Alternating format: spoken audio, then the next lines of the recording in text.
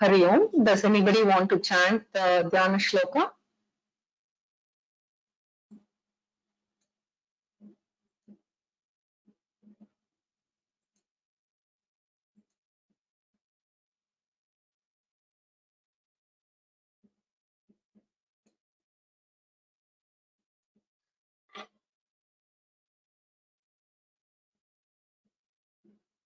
Okay, we'll start now.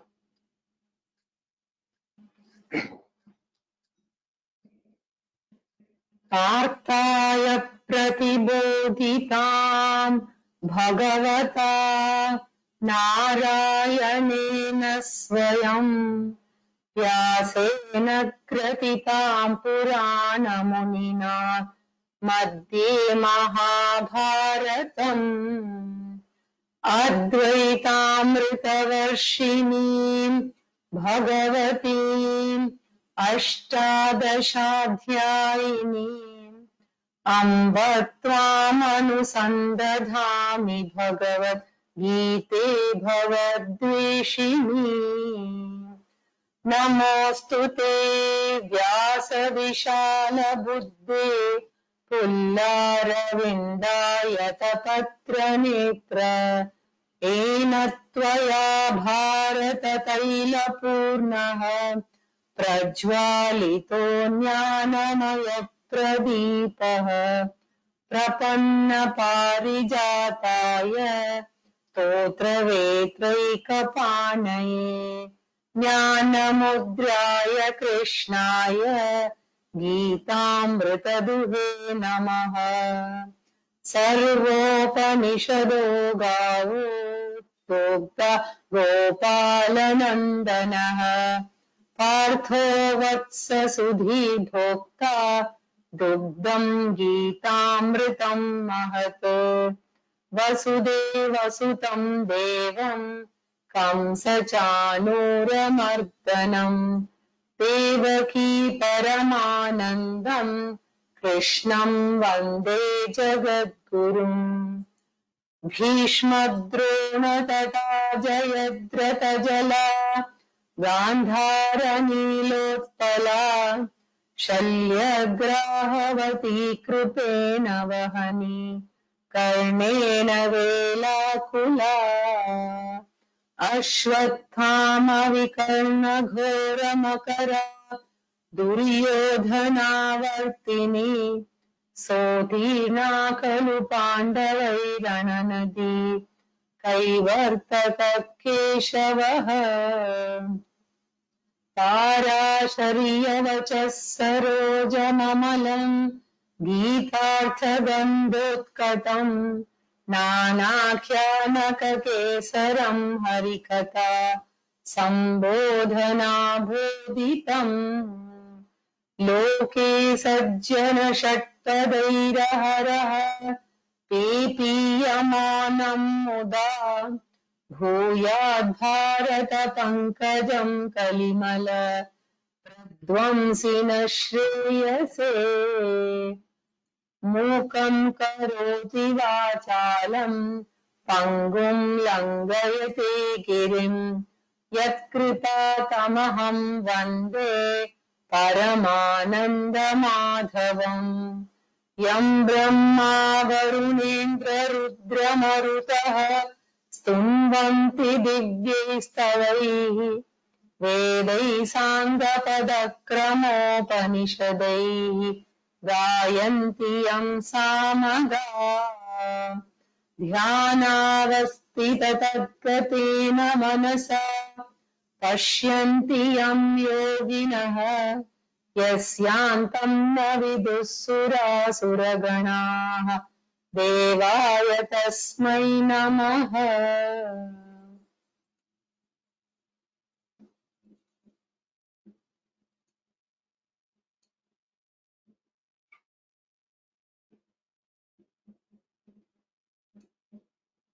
Are you all able to hear me? Can one of you respond on the question block? Or is somebody who's...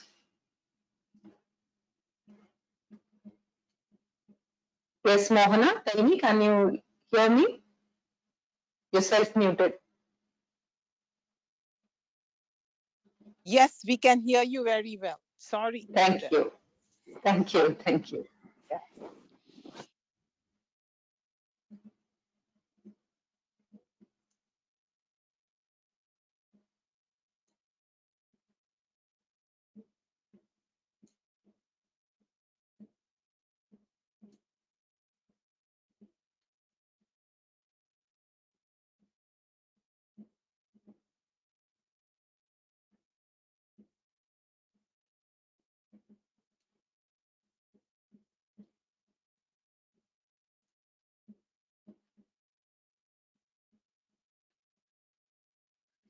सदाशिवसमारम्भाम् शङ्कराचार्यमध्यमाम् अस्मदाचार्यपर्यन्ताम् वन्दे गुरुपरम्पराम्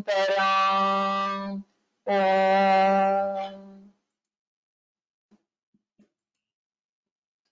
परं वरिष्ठं ब्रह्मिष्ठं परमानन्दरूपिणं परमार्थानन्दयतिं सद्गुरुं प्रणतोऽस्म्यहम्.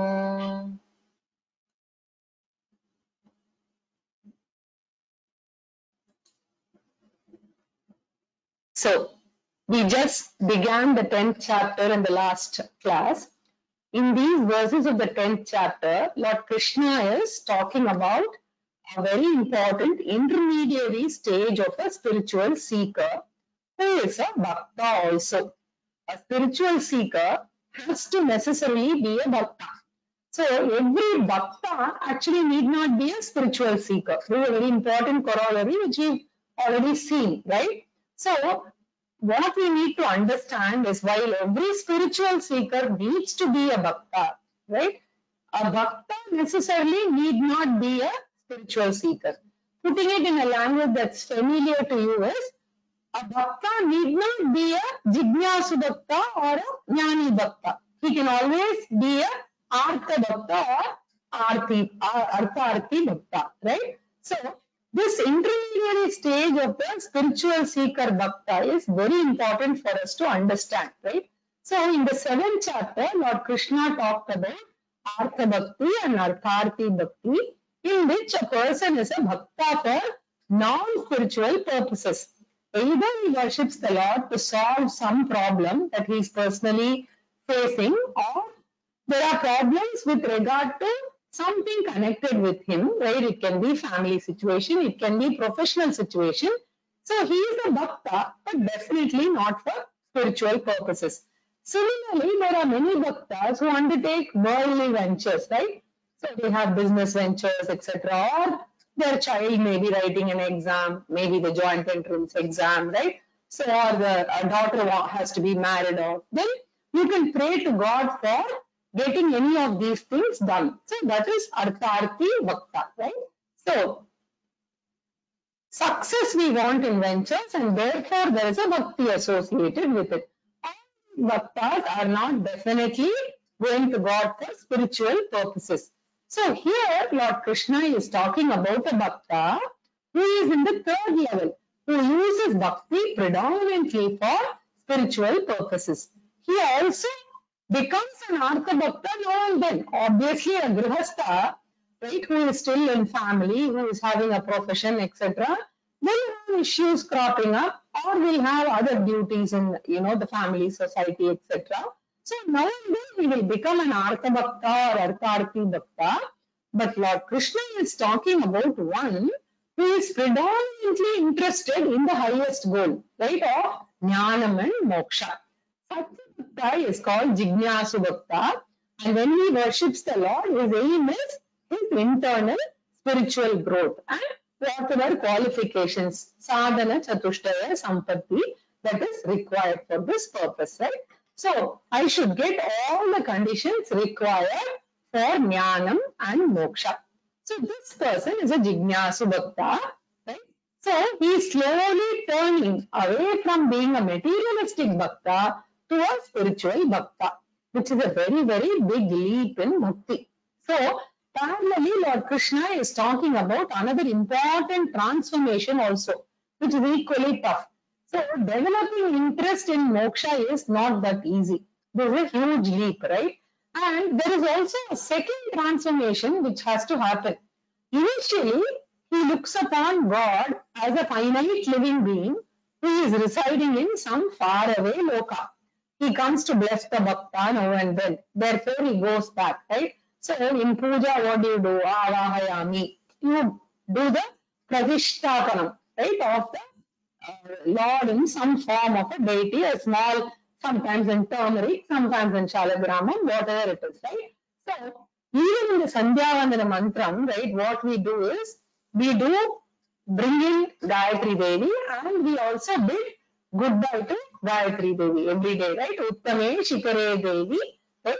Bhumyam Parvata Murdani. It says Devi Yata Sukam, Gacha Devi Yata Sukam, as per your convenience, please proceed, right? Which means that is the Visarjana mantra. So you call a deity or a goddess and you also bid goodbye to the deity or the goddess, right? So it is a personal God, right? He is not Sarvagataha, Anantaha, at this stage, right? So we always look at Bhagavan for saving us for something, right? But there is also another title which is associated with God, which is not the personal God.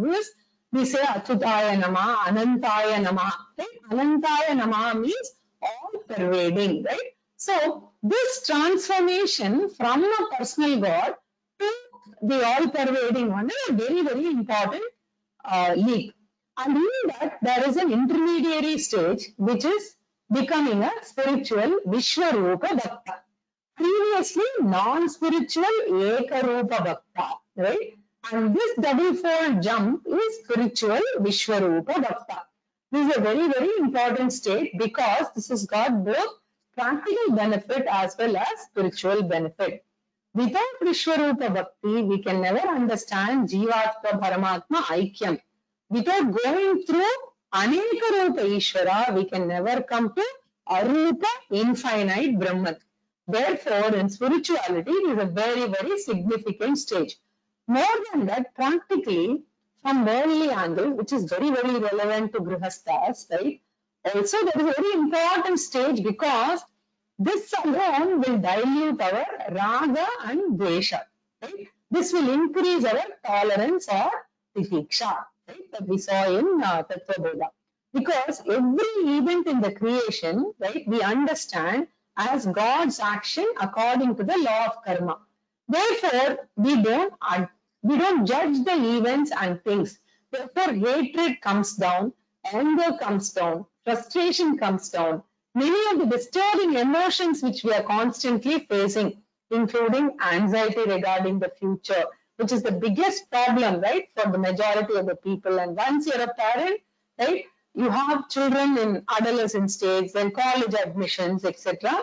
So what happens is you are less anxious as a parent, right? And therefore you don't pass that anxiety on to the children also, right? So on the whole, this whole outlook towards Ishvara, that Vishwarupa Darshana attitude or outlook brings down your anxiety, right? So you will always you have preferences, but you can always accept whatever is the result. So anxiety, anger, impatience, hatred, right? All these can come down the moment we see the whole universe as Lord Nataraja's cosmic dance. As I explained to you the other day, how Nataraja is constantly dancing, right? And that is the Vishwarupa Ishvara. And Nataraja's cosmic dance is actually seen by actually the portrait itself has the hair standing parallel to the ground, indicating that he is going round and round at top speed, indicating the world itself, right? So Lord Krishna tells how he will help people who move towards the intermediary stage, right? So a very important portion, and the attitude has been talked about in the 8th and 9th verse, right? So we actually completed the 8th verse in the last class. Right? Just quickly go over this so that we don't lose the continuity. So aham sarvasya prabhavaha. All experiences come from the Lord according to the law of karma, and I will not complain. If there is a painful situation, I do have a limited power to do my best to improve the situation, and I can certainly do what I can do. I'm only a continuous contributor. I cannot control anything, right? I'm a contributor, but not a controller, right? So one of the powerful expressions of samsara is continuous complaint, and the Vishwarupa Bhakta refuses to complain, right? Either we complain about ourselves, can be any of the Panchanatmas, can be the body, can be our mind, or it can be family, it can be the possessions. Oh, the wealth is a problem today, the investments are an issue today, or it can be the profession. Oh, we don't know what will happen to our job. Right? In these kind of unexpected situations, we can have more and more complaints, right? So a Vishwarupa Bhakta refuses to complain, right? So the cynicism comes down, right, as the Vishwarupa Bhakta becomes more and more focused on the Vishwarupa Ishvara, right? So why he does not complain? Lord gives the answer. Aham sarvasya prabhavaha mataha sarvam pravartate. Bhagavan is behind all. Iti matva bhajante mam. So daily during morning puja, right, he practices Ekarupa Bhakti, right? So you cannot here offer flowers all over the world, right? Even though Bhagavan is all pervading for the sake of puja, I need to have an Ishtadevata because I cannot offer flowers to the entire world, right? So even in the daily puja, right, you look at the mantra, it is actually Vishwarupa mantra. What do? We say Yam Prithvi, then we also say Akasha, Vayu, Agni, Jalam. We address the Lord, right? Saying you are in the form of Akasha, you are in the form of Panchabhutas itself, right? So as Akasha, he is all pervading. Therefore, during the morning puja, if he uses these mantras and he sees the meaning of the mantras instead of mechanically finishing off the puja and running, right, to the office, which is what we do most of the time, right? Then slowly the shift happens. So let me not forget the Vishwarupa Ishvara, iti matva, mam bhajante. So they remember this and do their daily worship. Who are they here? Krishna is referring to Buddha, the well-informed, wise people, right? So whatever we experience, he remembers as apara prakriti, and the experiencing consciousness principle is para prakriti. So the experienced changing principle is apara prakriti. So this wisdom makes them Buddha, and it is not just mere wisdom, bhava samanvitaha, the attitude of reverence that they have, and they do worship towards everything in this world, whether it is Panchabhutas or whether it is any other living beings also. Right? So continuing. Machchitta madgata pranaha Machchitta madgata pranaha bodhayantah parasparam bodhayantah parasparam kathayantascha mam nityam kathayantascha mam nityam tushyanti cha ramanti cha Tushyanti cha ramanti cha. This is a very, very important verse, and that is why it's marked with the stars here.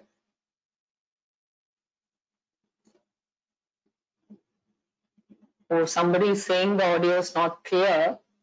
Is it still not clear? Can somebody else respond? Geeta has said that the audio is not clear. Ah, okay, everybody is fine except, okay. Okay, thank you. Yeah. So these Vishwarupa Jignasu Bhakta also are very much in this world, right? They are also Grihastha Ashramis only. This is the beauty of Gita, right? So Gita is addressed to Arjuna, right? And all the Grihasthas. So such Vishwarupa Jignasu Bhaktas that Lord Krishna is referring to are Grihastha Ashramis only. Because Grihastha Ashrama is very important for practicing Pancha Mahayajnaha. A sannyasi does not have the wherewithal to do the Pancha Mahayajnaha. Right? A brahmachari cannot do that. A grihastha alone can do Pancha Mahayajna. Therefore, Vishwarupa Jignasu Bhaktas are very much in the worldly life, and because of their ashrama, they do have several duties also. They are aware of those duties. If family members are there, there is duty to each one of them. If children are there, they have to be educated, they have to be settled, right? So all those things are there. They perform their duties perfectly. But what is it that's happening in and through all of them? They remember, why was I born? Why am I born? And what is the primary purpose of life? They don't forget. Merely earning wealth, getting children and grandchildren, for each child building house, getting jewels, getting children married, right? That does not make a successful human being because they are all incidental. Animals also raise their family. They are not much different in that respect, right? They also provide for food, clothing, and shelter.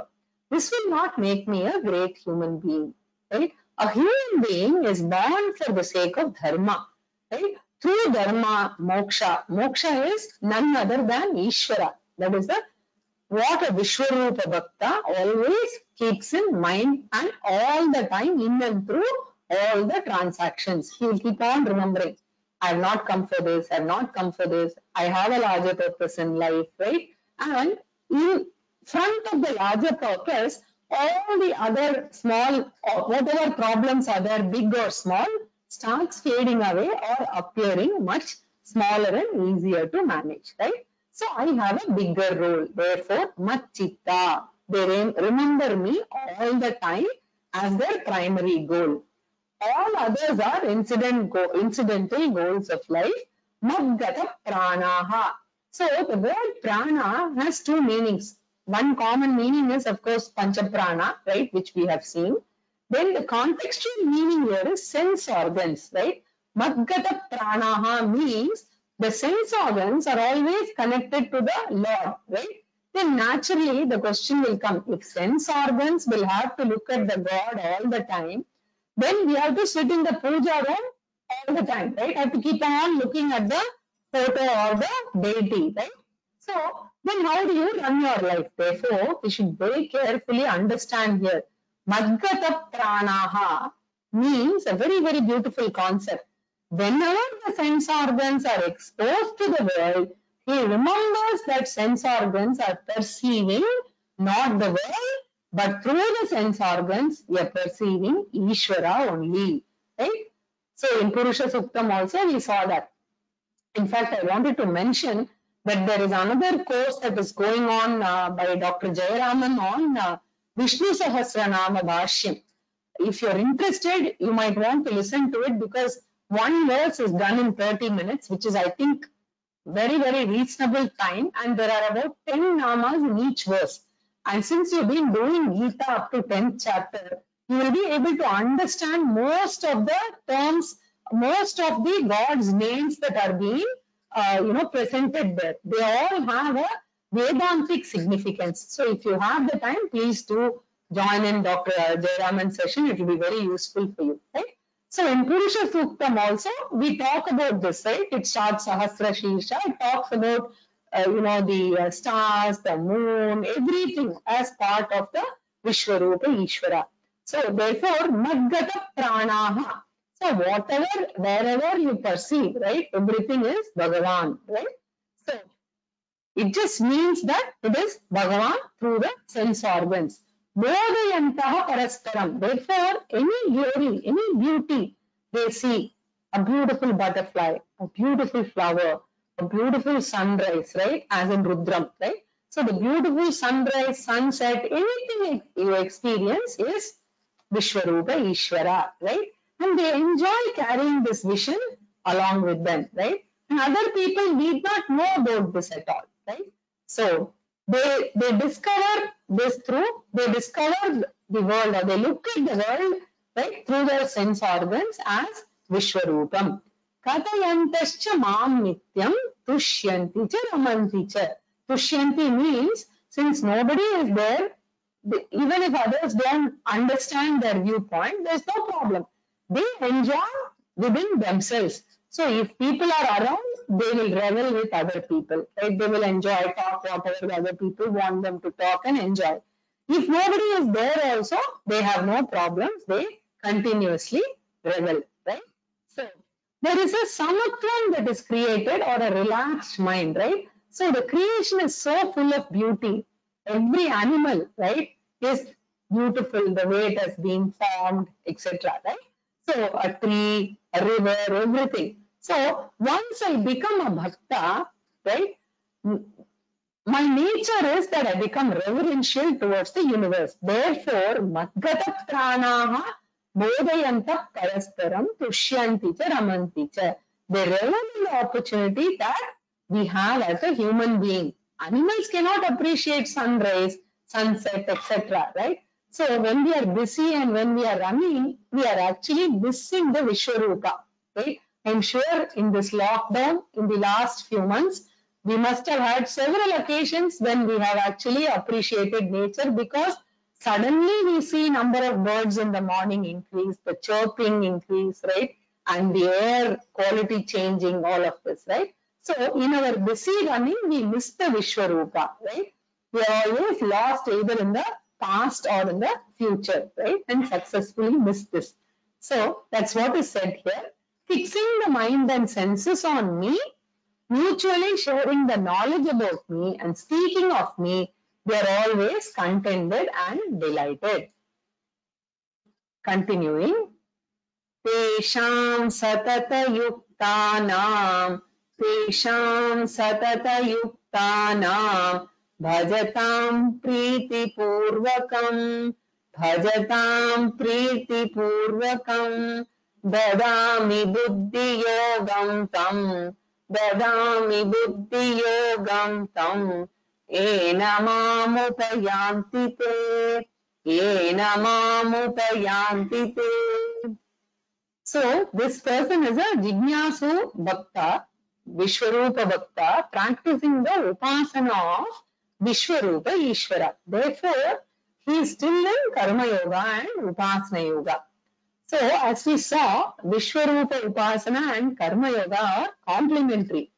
So when I am facing adverse results in my venture as a Karma Yogi, the Vishwarupa Bhavana gives me the mental equanimity to face the adverse situations also. Thus, Karma Yoga is reinforced by Vishwarupa Upasana, and Vishwarupa Upasana is reinforced by Karma Yoga. So now Lord Krishna says, when a person practices this for some time, he is ready for the final and the most important yoga called Jnana Yoga. And Jnana Yoga is what? It is nothing but the spiritual journey, that is going through a spiritual education program in which I analyze the Mahavakyam, Jivatma Paramatma Aikyam. Right? For entering the spiritual education program, I should have a desire for that. I should get an opportunity also, right? If any one of them is missing, Jnana Yoga cannot start. A person has got desire for study, but no opportunity. Another person has got a wonderful opportunity, but no desire. So this Karma Upasana Yoga will give you both of this, right? So Lord Krishna says, that is my responsibility.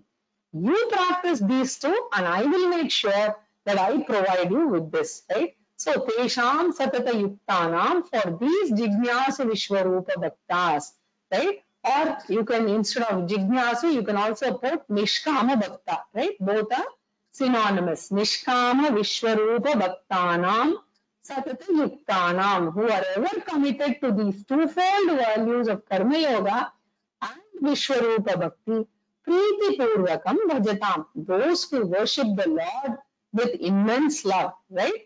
Preeti means desire or love, and the love is twofold. One is when I use the Lord as a means for worldly help. Then that love is secondary love, because I love for the sake of worldly benefit, and God is a means for me, right? So when you sort of give donation, right? You love somebody, but when the person does not give donation, then you don't love, right? So this is a conditional love. So same way, you love God because you want something, right? And there are people who start hating God when something goes wrong also. So this is conditional, right? And secondary love. Real love is where I love the Lord not for the means for establishing or acquiring something, but as an end in itself. And that is called Sankhya Bhakti, right? So that is said here, Bhajatam Priti Purvakam. I love the Lord, I want Lord as my goal, right? And when Bhagavan is the primary goal, then it is called Priti Purvakam Bhajatam. Therefore, Lord Krishna says, Bhajami Buddhi Yogam Tam. I give him, right, a Jnana Yoga opportunity and I give him Jnanam also. And by attaining Jnanam, they attain the Lord himself because through knowledge, they understand God need not be attained by me. God is already there in me as the very Atma Chaitanyam. Right? Gaining Jnanam and gaining Ishvara are both synonymous only. So therefore Lord Krishna says, Ena by that Jnanam te mamupayanti. They discover me in themselves.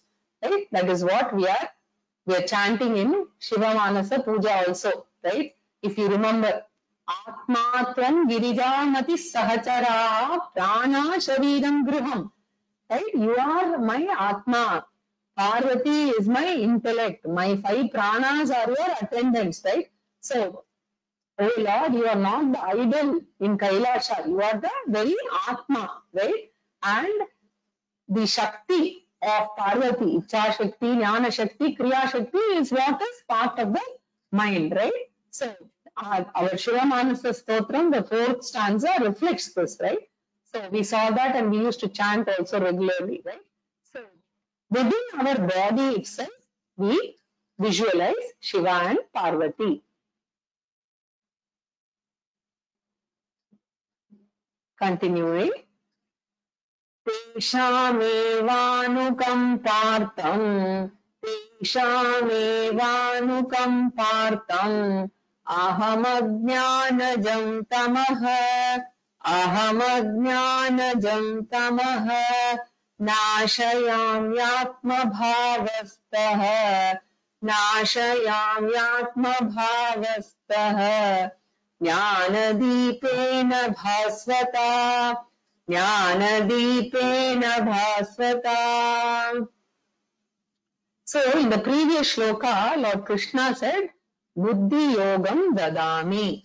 I bless them with Jnana Yoga. Right? So Lord Krishna is explaining here what is blessing with Jnana Yoga. He says, Tesham Yevana Kampartam. Anukampa means compassion. Out of my sheer compassion for them, because they are desperate seekers, committed seekers, serious seekers of, they can, of worldly gains, they can go elsewhere, but for moksha, they cannot go elsewhere. So, what Krishna is saying is, for getting worldly kind of goals, there are many options, but for desperate spiritual seekers, there is only one option, right? They have to come to me only. Therefore, I will rescue them. So Lord Krishna says, Tesham eva. But they should have become what? Jignasu Vishwarupa Bhakta as a prerequisite, right? So the Vishwarupa Bhakta mindset must be there. Without that, they cannot get Jnanam. Even if they study Vedanta, they will not see the relevance of Vedanta very much. It appears as a mere philosophical jugglery. Jivatma Paramatma Aikyam, Chaitanyam, these all appear as Shabdajalam or magical words, right?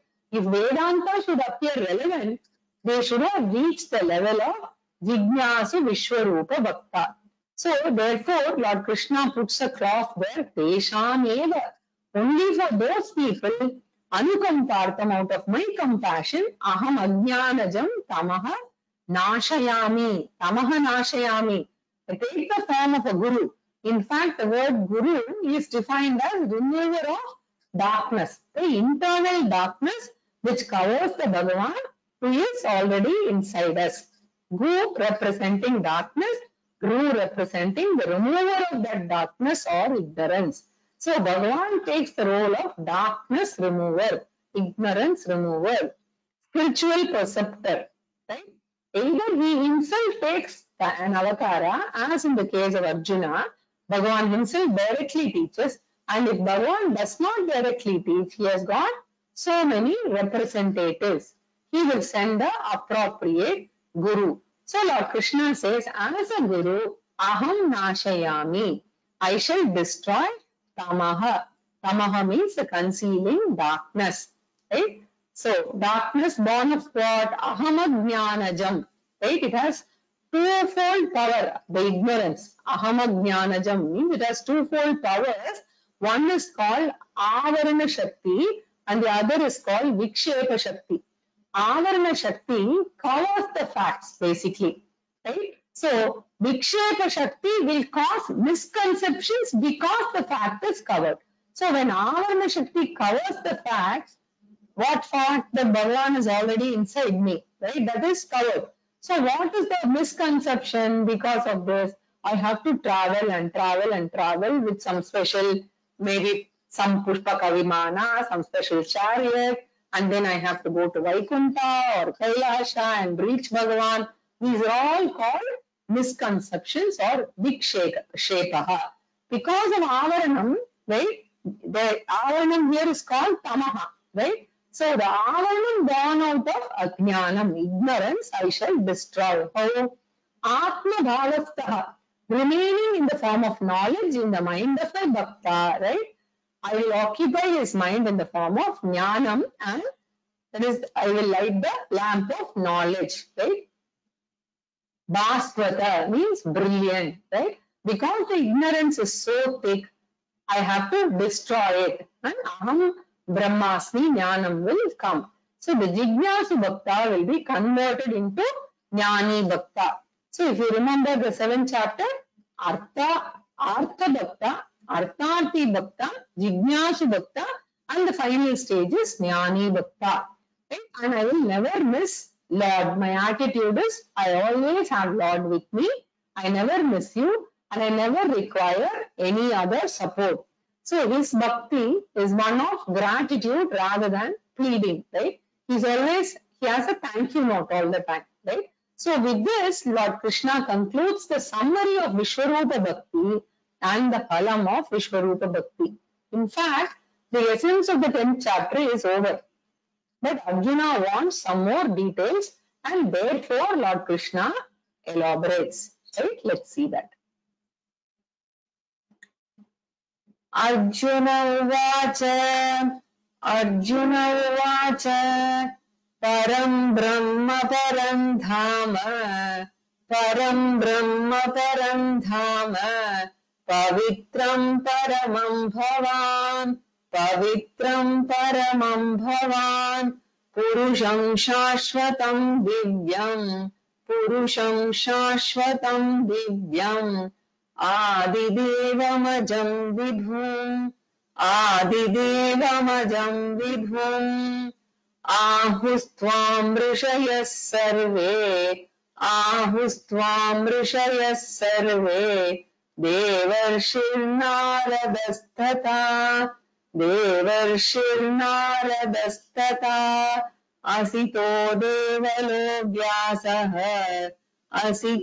Devalo Vyasaha Swayam Chaiva Bravishi Me.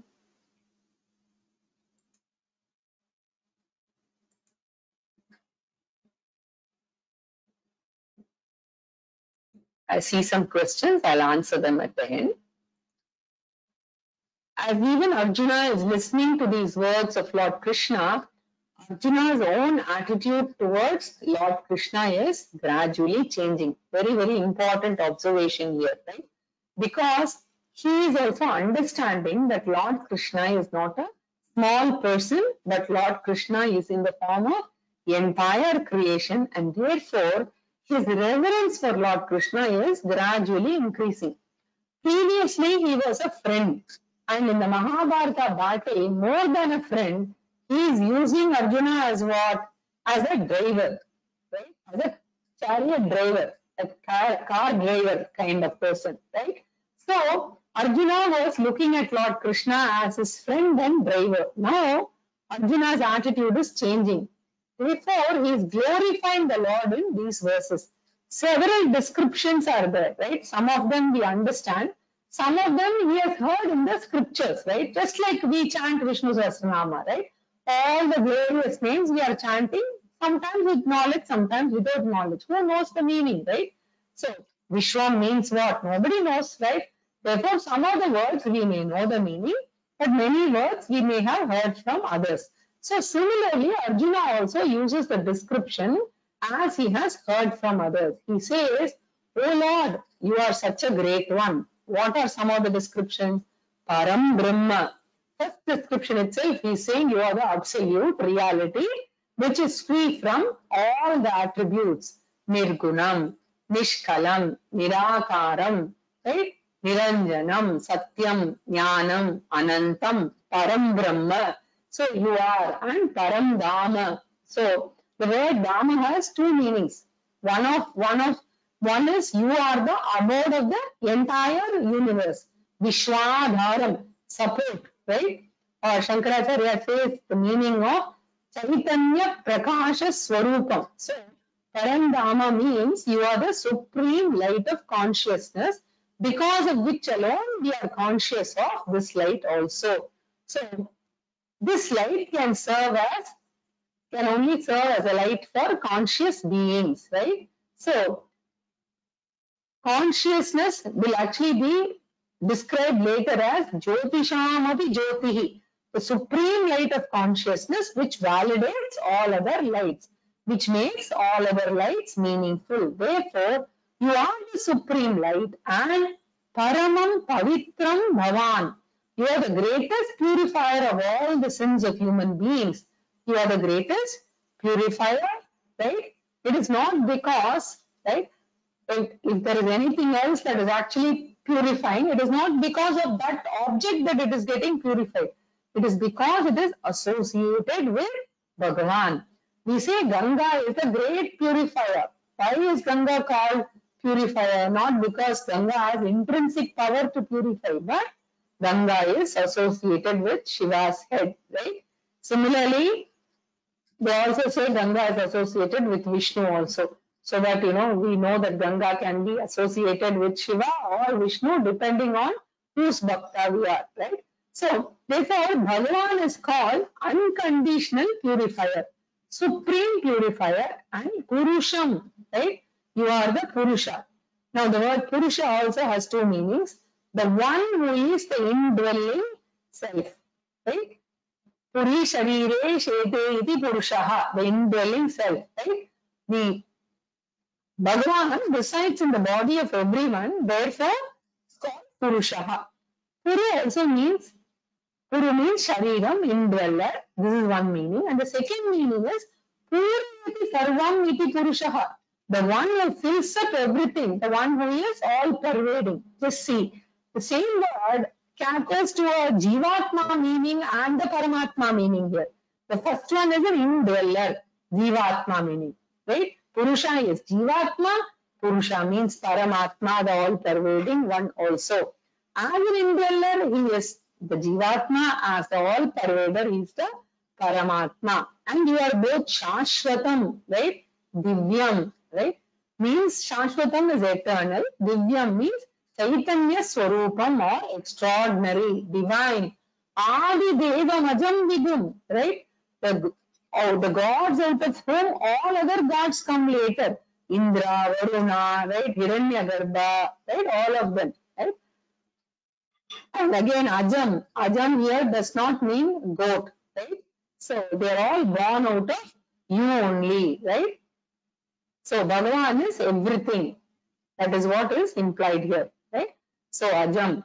And then here the word Ajaha means Na Jayate Idi Ajaha, the one who is never born because he is birthless, right? So then he says Ahustvam Mrishayaha. continuing into the verse 13 because they're related, right?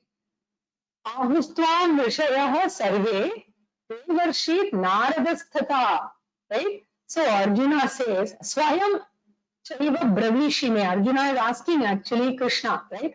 All these words, I don't know the full meaning, but these are the descriptions given by the sages. Sarve Rishayaha Tvam Ahu. All the rishis declare these glories of yours.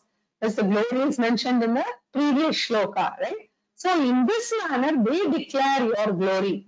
Devarshir Narada, the divine sage Narada. Right? Tata Asito Devalo Vyasa. So as Asitaha, Devalaha, the two rishis, the father and son combination. Asita is the father, Devala is the son. Both are rishis and both are disciples of Vyasacharya. Therefore, Asito Devalo, the disciple rishis of Vyasa, the Guru Rishi, all of them declare these glories of yours, and therefore they must be reliable, they must be true, they must be authentic. Not only these sages declare, right? Swayam Chaiva Bravishime. Bravishi, right? It's in Madhyama Purusha.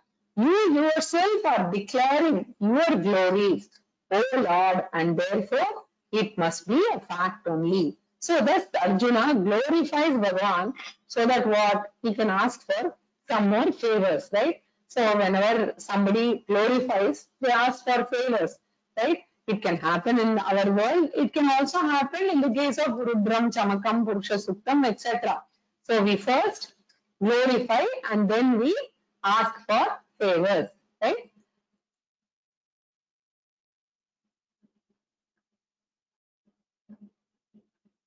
So what is the logic? A pleased person is generally very generous. This is the psychology, right? So even though Bhagavan will be generous all the time, Arjuna is using that psychology, right? Exactly the way we keep on chanting Rudram and then we, go into Chamakam and say Chame Chame, right? May you bless me with this, that, etc. Right?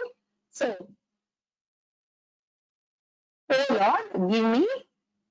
So Arjuna is going to ask for something, right? So he is going to ask for some of the glories of Lord Krishna to be told by Lord Krishna himself. That is what he is going to be requesting, right?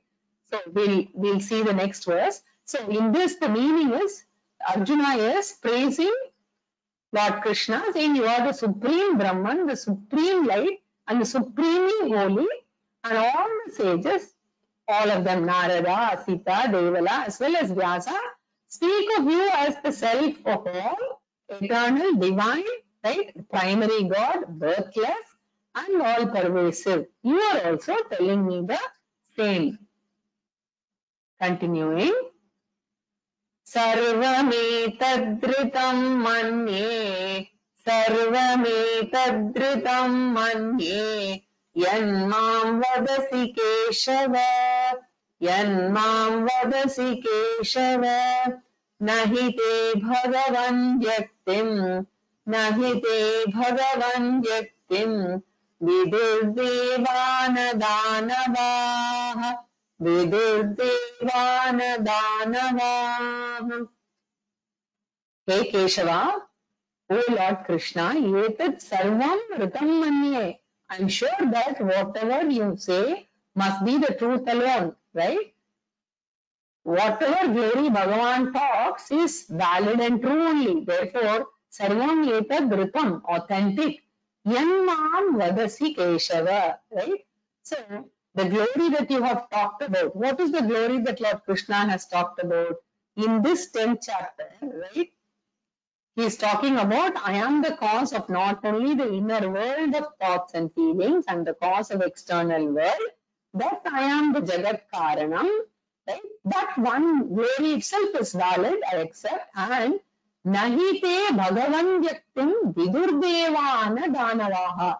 Your complete manifestation and glories in the creation, nobody will know completely, right? Because every other person has a limited intellect, a very, very important point, right? Whether it is even Indra or any Devata, they all will have only a finite intellect. and they will also enjoy that status only as long as punyam is there. Thereafter, he also will have to be reborn, right? So if he does not get self-knowledge, he will have to be reborn, right? So therefore Arjuna says, Deva Danavaha na viduhu. Even the Devas who are the exalted Jivas and Danava, another group of celestials called Danava or Asuras, te vyaktim na viduhu. Vyaktim means the manifestation as the Karya Prapancha, this universe. You as manifestation of the Karya Prapancha, they do not know who Bhagavan. So why does Arjuna say that? Since others don't know, you are the only source of information.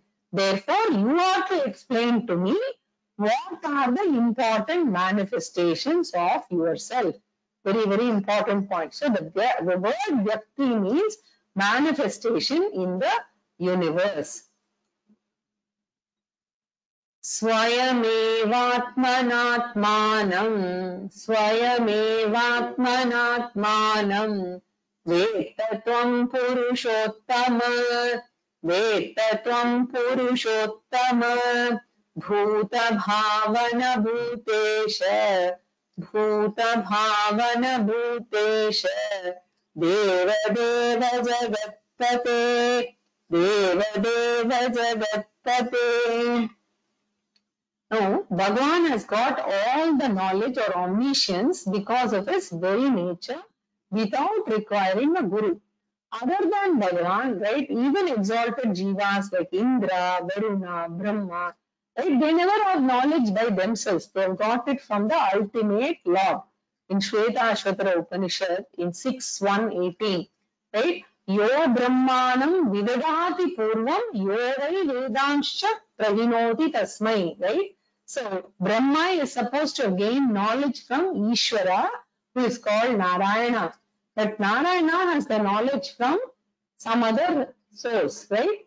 But this Narayana has, here Krishna is an avatar of Narayana, right? That's the relevance. So Ishvara has the knowledge from beginningless time. He is a guru-less guru of the universe, right? And here it is referring to Lord Narayana. Therefore Arjuna says, Swayameva Atman Atmanam Vetate. Know yourself by yourself, Purushottama. O Lord, who is known as Purushottama. Even the title Purushottama is a very loaded expression which we are going to see in detail in the 15th chapter, which is titled Purushottama Yogaha. There we will see the significance, right? So, Bhuta Bhavana Bhutesha, right? Bhuta Bhavana means Srishtikarta. Bhavana means a creator, right? Bhavayati Utpatyati iti Bhavana. So, Bhuta means all the things and beings. You are the creator. So, wherever inert things are there, your apara prakriti is responsible. Wherever consciousness is there, right, para prakriti is responsible. So, para and apara, right? So, both these terms are very, very important for this entire chapter and the following chapter. Okay? So, therefore, Arjuna says, you are the creator, right? Bhutesha, you are the sustainer, right? Or the Lord of the entire creation also. Creation is sustained because of a set of a law or principles, and these are administered by the Ishvara, right? Bhuta Bhavana means Srishtikarta, Deva Deva. You are the ultimate ruler of God, of even the Devatas in the heaven, who are the celestial beings, right? Now, because the celestial beings are only exalted jivas, they are also not Ishvara, right? So they are all gods with a small g, right? There is only one Ishvara, capital G, God with a capital G, right? So Deva Deva Jagatpate. Jagatpate means the Lord, the controller of the universe. Continuing. Vaktumarhasya sheshena Devyakhyatma vibhutayah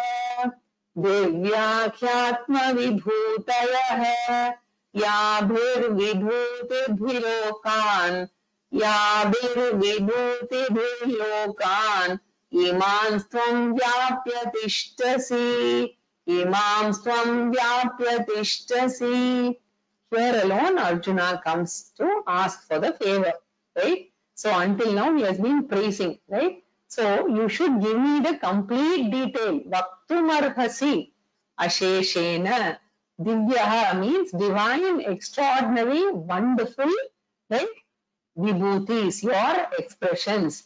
Atma vibhutayaha. Asheshena means give me an exhaustive list without leaving anything. All you have to give. Yadir vibhutidihi. Right? The glorious expressions. Lokan iman swam vyapyatishtasi. Whatever is spread your glories across the world. All the glories are not accumulated in one part. They are global or glorious expressions across the world, right? Across the 14 lokas, right? That is why lokan is in plural number here. Bhuloka, Bhuvarloka, Suvarloka, etc. So imam lokan tvam vyapya tishtasi, right? So you are available everywhere, right? So Tvam vyapya tishtasi. So if only we have an exploring intellect, then Bhagavan is available all over the creation. So in what way it will help me? Arjuna also tells, it is not that I am asking you because I don't have anything to do, right? Arjuna wants to make it very clear that this is not a question for just time pass. Vedanta is not for time pass. Gita is not for time pass. Many people think that they can just pick up some things by attending a few classes here and there. No, this is a systematic study and it builds, each chapter builds on a fundamental that has been introduced earlier. Through introduction to Vedanta, we actually got an exposure to several fundamentals. Otherwise, a consistent and systematic study only will help gain a proper knowledge here. And therefore, Arjuna says, what is the purpose of asking? He clarifies himself in the next shloka. Katam vidyamaham yogin, katam vidyamaham yogin, tvam sada parichintayan, tvam sada parichintayan, keshu keshu cha bhaveshu, keshu keshu cha bhaveshu, chintyosi bhagavan maya, chintyosi bhagavan maya. So the purpose he clarifies here. Once Bhagavan enumerates a few things in the creation which are extraordinary manifestation of the Lord, what is the benefit? I can choose them as an object for invoking the Lord. Even though I know the Lord is all pervading for worship and meditation, I require a finite alambanam, like a flag, right? For worshipping or for admiring a country, you have a flag, right? And then you have a national bird, national tree, etc. Right? So once you identify, I can use that to invoke. For instance, you say Asmin Binde Sumukam Mahaganapatim Vyayami Avahayami Vishnu Vyayami Avahayami. So I can invoke the Lord using it as a symbol. I can meditate on Vishwarupa invoked on that finite form. So the main purpose is invocation, which will be useful for two things, Aradhana and Upasana. Aradhanartham and Upasanartham. In the 10th chapter, Bhagavan enumerates River Ganga as one of his glorious manifestations in Vibhuti Yoga here. Therefore, in Indian culture, Ganga becomes a sacred river because we see God as Ganga, Ganga itself as God, right? So that is important. Therefore, just a few drops of water we keep in the puja room and we pray to God, right? And people use it for abhishekam. Even during death also they use it, and they also give during the last stages of a person's life when the person we know that is going to pass away, we actually put Ganga Jalam in the mouth, right? So similarly, a few items I can choose and then I can worship them, right? So in fact, we have seen this, Kalidasa writes a Mangalashtakam, right? Every morning you remember the rivers, trees, animals, etc., right? And then you invoke God in all of them, right? Therefore, he says, Hey Yogin, O Lord, Yogi, here yoga means omnipotence, sarva shaktimatvam, right? Tvam sada parichintayan, right? I want to do upasanam on you, Vishwarupa upasanam of you, invoking you in one of the symbols. So by practicing this, what is my goal? I want to graduate to Advaita Darshanam. Therefore, Arjuna says, right? Ata aham vidyam. How can I ultimately come to Advaita Vidya? Here the word Vidya means Advaita Jnanam. Katam Vidyamaham, right? Katam aham Vidyam. Katam Vidyamaham. So here the word Vidya is not a noun but a verb. How do I know? How do I get to know the Advaitam Brahma? So keshu cha bhaveshu, in which all extraordinary forms of yours, like Ganga, the cow, etc., right? Everything is sacred in our culture, right? So how do I get to know, right? Your glories, right? Keshu cha bhaveshu, which are all those extraordinary forms, because nobody can narrate all of your or most important glorious forms, right? So you please narrate so that we can choose whatever we want as the alambanam for meditation, right?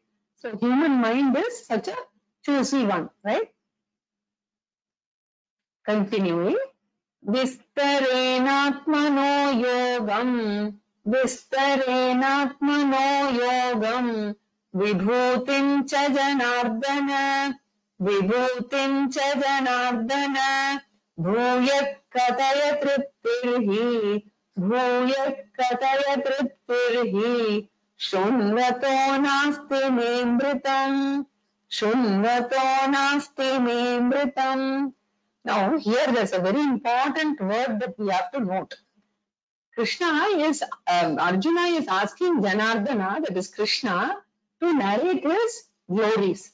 But then, suddenly he remembers, right, whether we remembered or not, he remembers that in verse 7, from 8th verse to, in chapter 7, verse 8 to 11th verse, Krishna has already narrated some of his glories. He started Rasohamapya Sukaunteya Prabhasmi Shashi Suryayoho. Then he went on to say, Balam Balavatam etc. in 7th chapter. Then in 9th chapter, in 9:16 and 9:17 also, he narrated, right? Aham Krituraham Yajnaha Swadaham Aham Aushadam, etc. So Arjuna does not want to be disrespectful of Lord Krishna. In case Lord Krishna thinks that, Arjuna slept off at that time, right? And Arjuna was the only student in the battlefield. So he is very correctly making sure that his guru does not misunderstand, right? It is very important. So he says, Bhuyaha Kataya Triptirhi. For my satisfaction, please repeat once again so that I may understand better and completely, right? So let us see the rest of the 18th shloka in the next class, right? I don't want to rush. पूर्णमदः पूर्णमिदं पूर्णात् पूर्णमुदच्यते पूर्णस्य पूर्णमादाय पूर्णमेवावशिष्यते ॐ शान्ति शान्ति शान्तिः. There are some questions, so let me just look it up.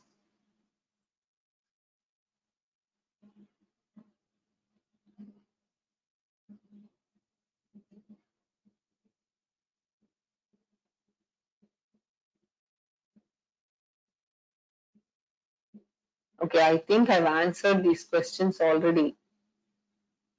So, Bhaskar, the questions that you've asked, I think I've already answered during the verse itself.